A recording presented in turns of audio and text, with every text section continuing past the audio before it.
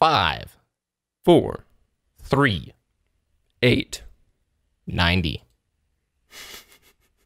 It's DTS 187. We got another TWAB, information about timelines, a couple things pushed back, and some info on Sandbox tuning changes. All that and more coming up.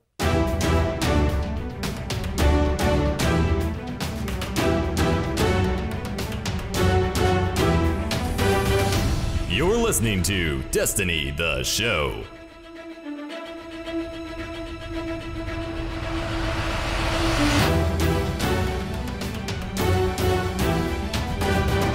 What's good, everybody? It's Destiny, the show. Welcome to it. I did the intro weird, but whatever. We are the Destiny News Podcast to keep you, the guardian, ahead of the curve in the world of Destiny. I am BBKDRAGOON. I'm joined, as always, by my great co-host, Ditty. We're going to do a puppy update. We're going to do a weather update. We're going to hear about Ditty's morning, and then I'll probably talk about Warframe and Monster Hunter for about 2.5 minutes, and then we'll get into the news. Sound good? Absolutely. Done deal. Weather update, of course. Yep. Sunny and 60s. I hate it. Why? Beginning of February, I like the cold, and I'm tired of... Oh my gosh. I don't know. First world problems. I'm tired of having nice weather all the time. I don't know if that's a thing or not. Dude. Wow. All right, so you went to Cars and Coffee this morning, right? Well, yeah, by accident. So we took the dogs to the park to play this morning, and then we went to get breakfast, Starbucks and Einstein's, of course. Oh, and yum.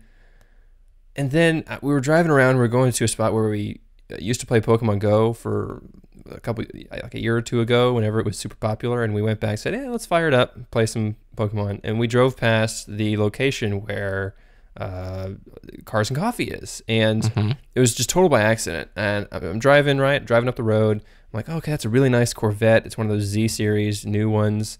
And then we pull up to this light, track ready Nissan GTR right next to us, and I'm like, oh my gosh, that's a beautiful car. Look at that. Look at those tires. Look at that spoiler. It sounds amazing. Light turns green. We go through the light. Come in the opposite direction down the road, 7 Lamborghinis in a row. And I'm just like, okay, something's going on. And then we see all these people like walking across the street. They're parking their cars. They're walking over to this location. I say, okay, we got to figure out what's going on. So we circle back around, and we find that, there's a car show, a dealership right here holding a car show. And it was just beautiful. Saw some really nice old-timey cars. Saw just a ton of like track-ready cars, and it was just really cool to see. And I looked it up. Oh, duh, Cars and Coffee. Yeah. Right there. I'm really jealous. I want to go to some of those car meets. If you're in Colorado, it's just not productive to own a sports car. So let's just say there's very few of those. There's a lot of the giant jacked up trucks with turbo diesel, and like they're lifted, and none of these guys like actually use the truck bed for work. So if it snows here too, I mean, it's probably expensive to have a car, insure one of those big cars when it snows so many months out of the year. It is really funny you say that, because I have a coworker who has a lifted truck with off-road tires. Yeah. Never takes it off the road. And we were making fun of him the other day, and like, you've got this car with these amazing like rock crawling setup. The lift, it's raised 7 inches or something ridiculous with these tires, and it's just like, man, I got to keep it on the road. Those parts are expensive. That's right. What you just drop your gas mileage by 10 just so your car can look cool. I mean, but he looks cool, Ditty, and he feels good driving down the road. I guess so. I mean, in the case of a zombie apocalypse or nuclear apocalypse and his car's still running, he's going to be the one to go to. So he'll have the last laugh. Very good. Monster Hunter. It's really good. I talked to you guys a little bit about it last week. You said Warframe in the intro, so you need to talk about Warframe. I know. And I actually played a little bit more Warframe this week, and I think they're getting ready to unvault a couple of frames this next week. So if you guys are Warframe players, be paying attention. Maybe dev stream again soon for them potatoes. But Monster Hunter, I've put a silly amount of time into. It's the most fun with a game I've had since Rise of Iron. But it's also dangerous, because like the first 20 hours I was like, all right, this is pretty cool. I like it. But then you get to high rank. And high rank is kind of like once you've hit max light level, or not max light level, but basically when you finish the story in Destiny, and now it's time to get up to end game. Okay. And the sets get cooler, and the weapons get better, and the monsters get harder, and there's more and more monsters. It is a very dangerous game, because I look over at the clock and it's 11 or 11:30 at night, and I've got work the next morning, and I have not had a game where 3 and 4 hours just disappear in a heartbeat. It is not very courteous to your time. Okay, some of these sets take like 6-7 hours worth of grinding, but it's so addictive, dude. That's awesome. You've been streaming it a lot too, a couple nights a week. Yeah, it's been fun. There's a lot of veterans out there in the Monster Hunter like franchise, and some of them hang out in the chat. GT, he's been giving me all sorts of advice. He played like Monster Hunter 4 and 3, and anyway, it's a really good game. I do recommend it. And Destiny players, some of you will resonate with it. Not all of you, but if you're looking for a good progression game. What number would Monster Hunter World be? Since you said Monster Hunter 4 and 5, what number would Monster Hunter World be? It comes... Well, it's hard to say because Japan has a bunch of Monster Hunter games that never got ported to the West. So like here's like I think the order of operations. Monster Hunter 3, Monster Hunter 4, those are 3DS games. Then you have Monster Hunter Double Cross, which just came out on the Switch last year, and then you have Monster Hunter World, which is the console release. So I don't know if this technically counts as Monster Hunter 5. Or if you're going to have a Monster Hunter 5 on the DS, and they bring it some to others, so like Monster Hunter 3 Ultimate Edition comes, it's Capcom, right? So Street Fighter 4, Super Street Fighter 4 Arcade Edition, Ultra Street Fighter 4. So they're not afraid to do that with their releases. I'm guessing. A few more adjectives and numbers, got it, nice. Exactly, very Japanese. So, all right, this week we got a Destiny 2 development roadmap infographic. A couple of things getting pushed back that we're really sad about. Mods 2.0 getting pushed into May, as well as some interesting notes from Josh Hamrick about Sandbox Changes. Oh boy, strap in. We've experienced these before, so I bet you have an idea where we're going.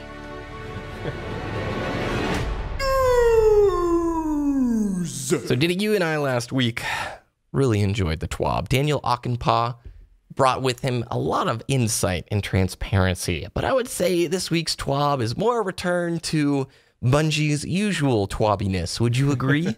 I would agree. I mean, I really enjoyed Mr. Akinpa's diction. By the way, Akinpa is a fantastic last name. It definitely sounds like something that a Dragon Ball Z character would say as he's powering up or something. Akinpa! Or whatever. So, just saying. Thank you very much for your verbiage last week. Did not continue.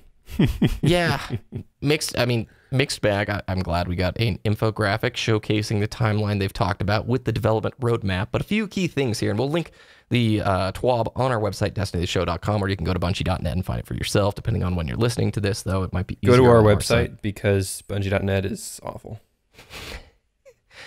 Don't get Ditty started on a clan features rant. Don't do it. We've had that conversation before. Let us sort names alphabetically, Bungie. Or let us sort names by any metric.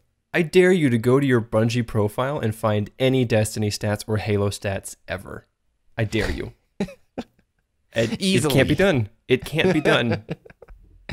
All right, so with the development update stuff, we just got the patch that went live this last week with the Masterworks armor, the raid reward improvements, and all the stuff we talked about in last week's show.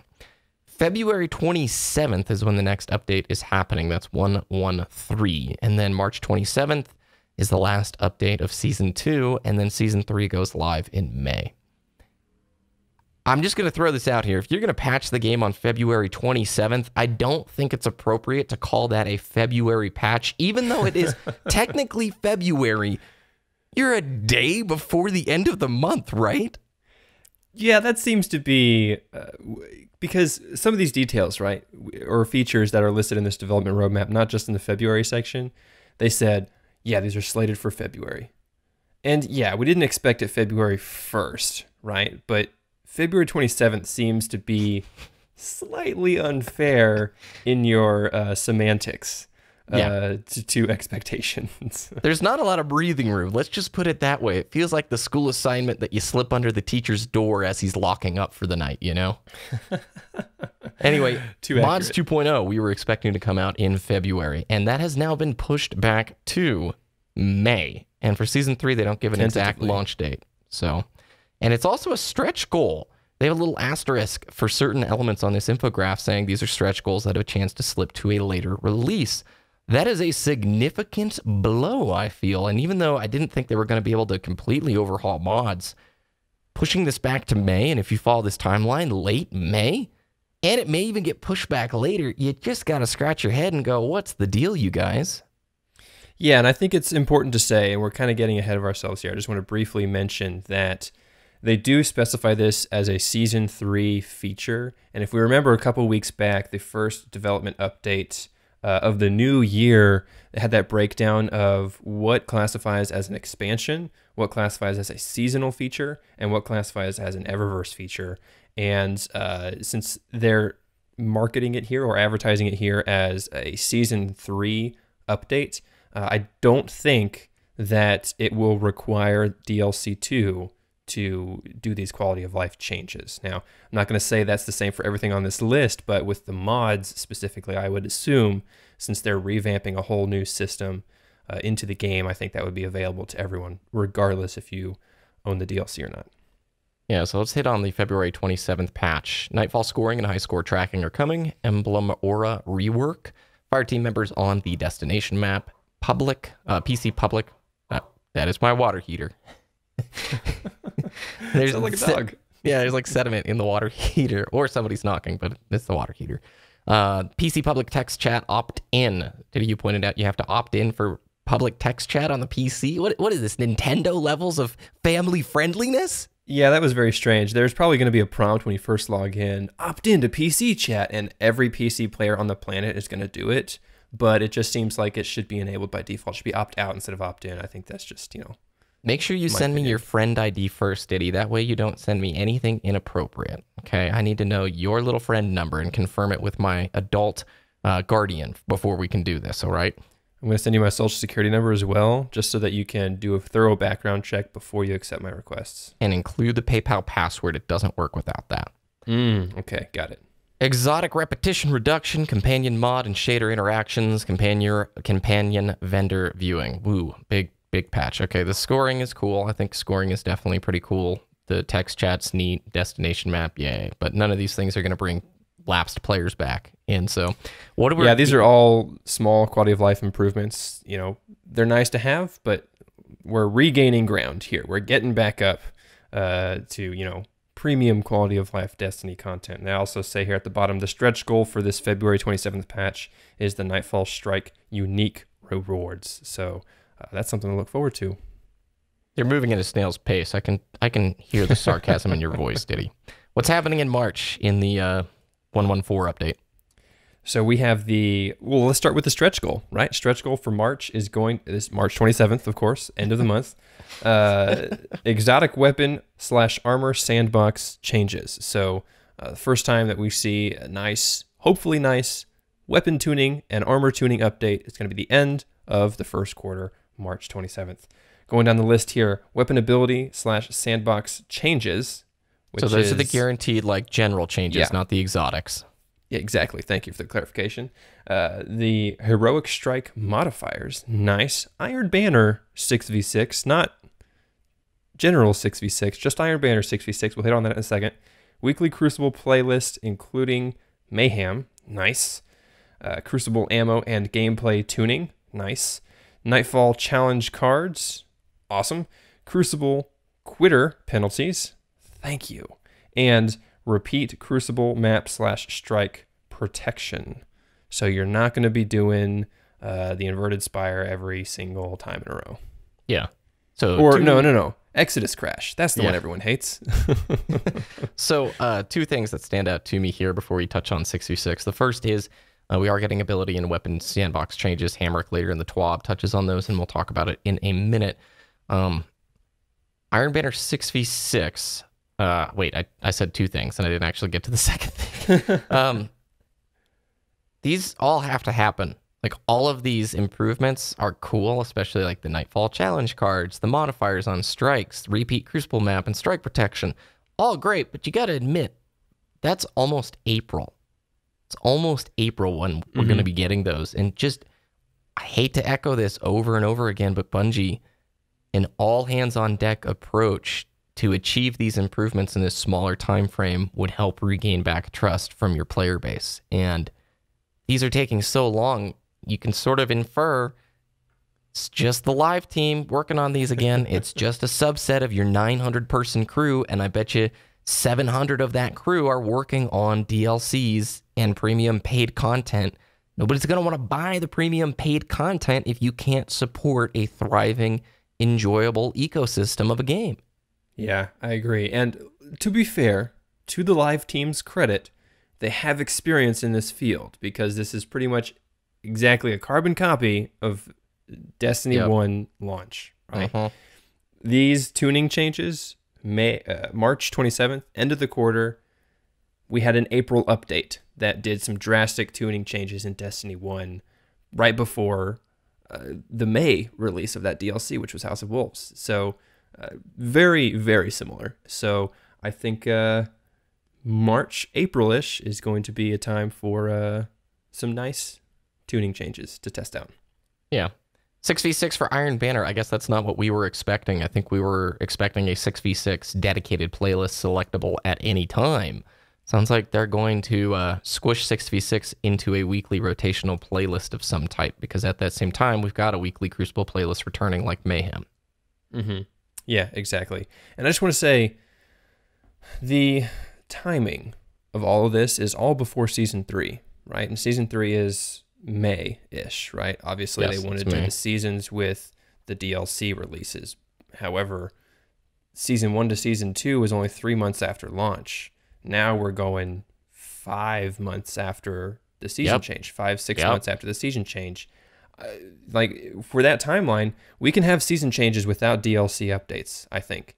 And with a sandbox tuning change that we see specified in the March 27th development path, I think that'd be a nice point in time to introduce Season 3, right? Obviously, there are some other features that they want to introduce with Season 3, but I think that would be a nice title, you know? Every 3 months, you get a new season, no matter what. There you go. That would be nice, so that we know every 3 months on a consistent basis, it's going to be a new season update. That's, I mean, yeah. March, we were expecting March to be the launch of Season 3, not May. Like, that's a huge gap. You just skip over April completely there. So, anyway, all that leads us into Season 3, which Ditty confirms your delay of the spring DLC to now. I consider May, especially like late May, if it's going to be late May. You're basically into summer at that point. Yeah, so, summer. Just like House of Wolves, looks like that's when the DLC is going to be coming out. Eater of Worlds Prestige Mode coming in May. Let's hammer on that point for a second, because it smells of Bungie, does it not? The way that they insert this here, instead of Prestige Mode coming out sometime in Season 2, makes me completely believe we are not going to be getting another raid layer in May. Maybe in June, maybe in July, but why would they do the Prestige Mode as the raid line there in the timeline instead of saying what they've already said before? Hey, look at the timelines. You've got the second raid layer coming out, and we assumed with DLC 2. I could be wrong, but I'm just saying this reeks of something very Bungie-ish. This is too long. Yeah. For a hard mode version of the raid layer. Yeah. The raid layer is a smaller raid.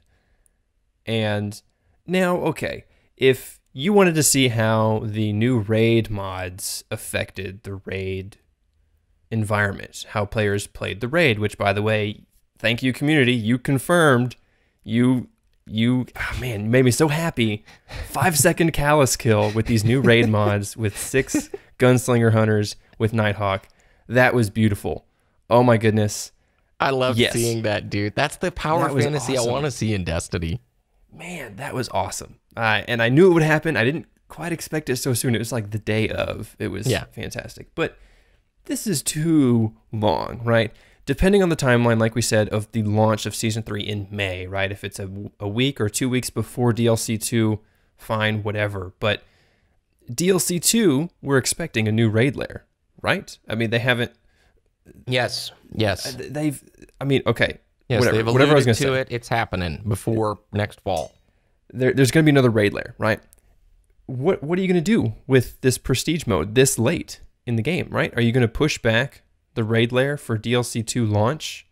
I mean, obviously, there's always been a staggered release to get people geared up with the new systems and everything, but that's, I mean, man. And they've also said, Ditty, just to throw this in here, Prestige Mode for Eater of Worlds is not going to involve new mechanics for the most part. It's just going to be higher health pools and harder hitting enemies. I don't know. Anyway, let's keep reading on here. Seasonal Crucible rankings is coming. The ranking stuff is coming in May.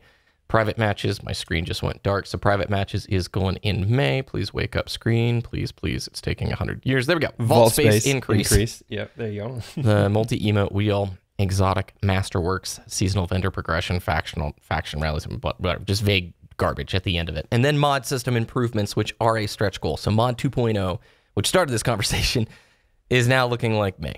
So what can you say, dude? It's a stinking place to be at where all these improvements have to happen for D2 to improve. But the time frame in which they're improving shows kind of where it sits on their priority list, I guess. It's like we are an aircraft carrier. Destiny 2 is an aircraft carrier at sea, right? Yeah. Try and make a U-turn in an aircraft carrier. Not quick. Not quick. It's going to take a while. I mean, obviously, I don't know current specs on some aircraft cruisers. They could probably turn it around really quick. But it's going to take a minute, right? And that seems to be the way. Now, yes, course correction is happening. Obviously, it's not the pace we want it to. And I really like that they provided this developer update. But I really wanted... Okay, so last week's developer update was really great. Lots of information, lots of good concrete details. Great. This is not as great, but it's good as well. It gives us an update on some of those features or improvements that they talked about in previous weeks. Do it again next week. Keep us updated. Don't leave us in the dark about any of these changes, because if we have to keep poking you, hey, what about this? Right? And then it's like, oh, crap. Person at Bungie, oh, man, I forgot about that. We got to talk about that, but, oh, man, we'll just leave it for next week. No. Talk about it. Talk about it next week. Tell me. So let's move on to the Josh Hamrick section, talking about the update that we're going to be getting for the Sandbox Changes coming in March, end of March, I should say. So I'm going to read through the giant list, Ditty, then we'll give our feedback at the end. They're making all 3 glides, catapult, strafe, lift, all buffed, basically. All 3 glides, plus catapult and strafe lift, sorry, I misread that, have been retuned and buffed to make them more unique and faster.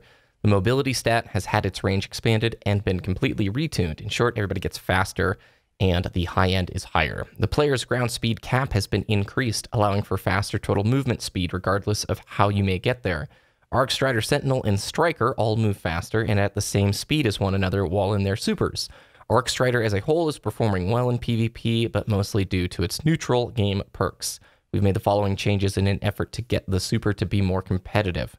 Faster attack animations, faster dodge animations, increased range of all the attacks, supers recharge faster for everyone! ! We've buffed several weapon archetypes, including but not limited to hand cannons, pulse rifles, sniper rifles, and shotguns, and a few specific perks as well. A key goal here is to make shotguns, snipers, and fusion rifles more prevalent in the game. We've also been working side by side with our friends on PvP to increase the pace of PvP combat and the frequency of the power plays. Here's a sneak peek at their hard work. So he's basically saying, I think this was phrased horribly, but he's talking about the guys who actually designed like the game mode changes in PvP. So here we go. For quick play, respawn times have been decreased. Power ammo respawn timers for all quick play modes have been reduced by 30%. Those power ammo respawn timers in survival and countdown have been reduced 40% in survival and 25% in countdown. Ammo counts have been adjusted in relation to these timers and in relation to the weapon type. Enemy players now drop their power ammo on death. The dropped brick is available to anybody for pickup or 30 seconds until 30 seconds have passed. Finally, the shoulder charge changes that went in a couple of months ago have been fully reverted. Shoulder charge's movement utility was perceived as a more valuable. The movement portion was more valuable than its damage utility, which made it feel bad to actually hit somebody with it. The goal of the untargeted distance nerf was to discourage using the ability as a movement mode by making it only effective when using it against enemies. Blah, blah, blah, blah, blah. All right, let's hit on the power ammo stuff for me. Seems like they're just making power ammo much more prevalent in the game, and especially having ammo bricks drop. Is this D1 again, Ditty? What is this? Yeah, that's a change that they removed in Destiny 1 because they thought people have heavy the whole match, right?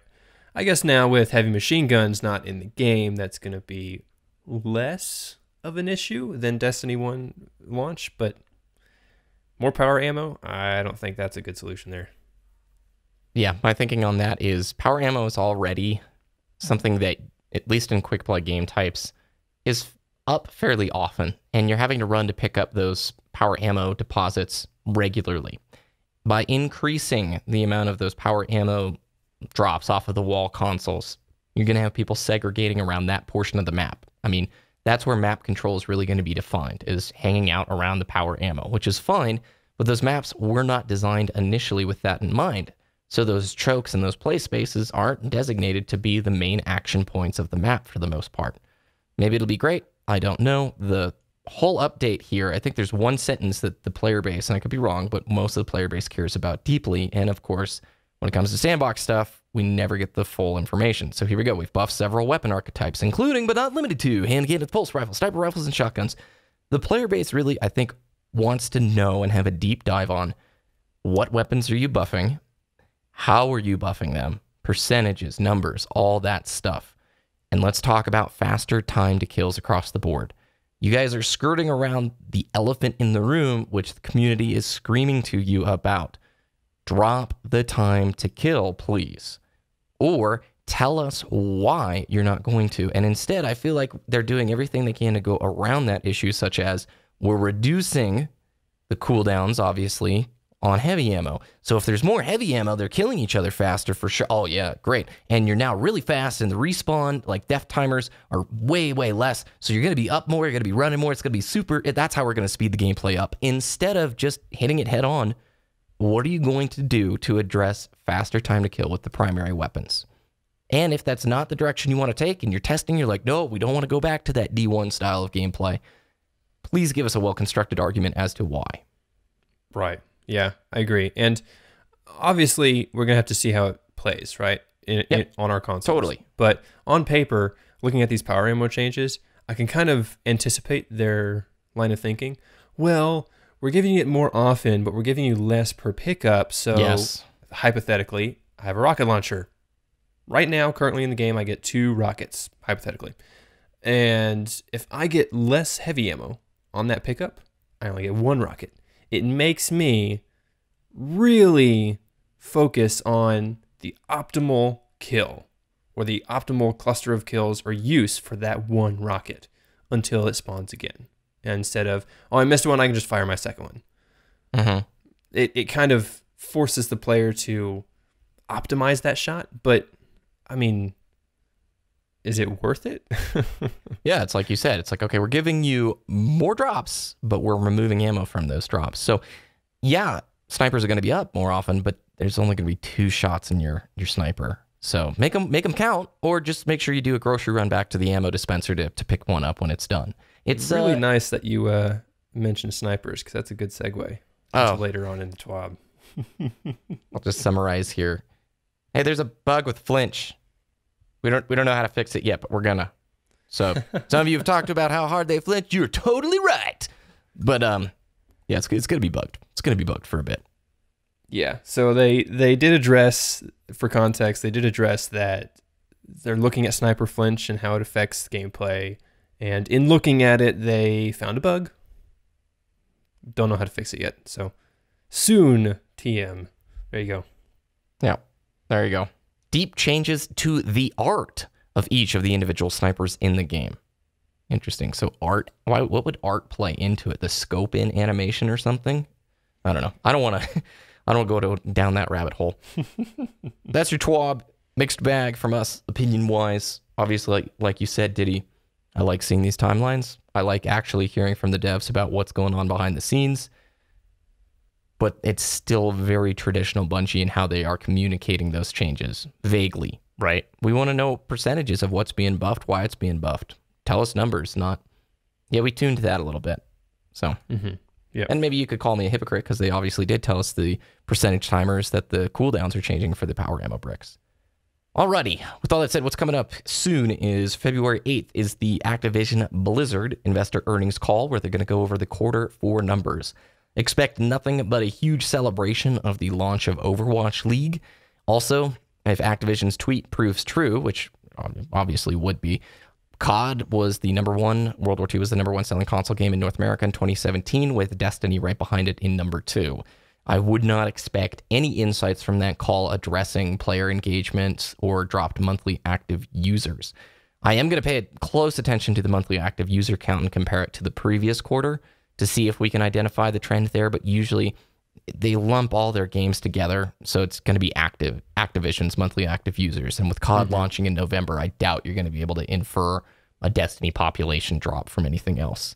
Yeah, and if we think about what happened in quarter 4 of last year, that's October, November, and December, we had Destiny 2 PC launch, which Destiny 2 is already having some issues with player population by the time the PC launched, but that's obviously going to bring the population monthly active users up again. And then we also had the Curse of Osiris DLC launching. So those two things happened. They're probably going to have a celebration, like you said. Yeah, that's how it always works with these calls. Even if there was, like, let's say the roof was on fire, they would not talk about it in the call because you're talking to the investors, man. You're talking anybody. It's a public call. All of the publicly traded companies on Wall Street, even if the company's going down the drain, like I feel bad for GoPro. GoPro is struggling huge because they've spent ridiculous amounts more than what they're actually earning. Their operating costs continue to go up while the revenue is declining. They've had to lay off a bunch of people, but you're still going to hear in the quarterly calls, like they'll spin it positively, like we've had to knock $100 off the camera because we think it's totally the right thing to do. And we've had to discontinue the Karma drone because, you know, we realize that's not the trend that we want to pursue right now. Yeah, we think our investments should be spent elsewhere, or like our time, our efforts should be spent elsewhere. Yeah. All right.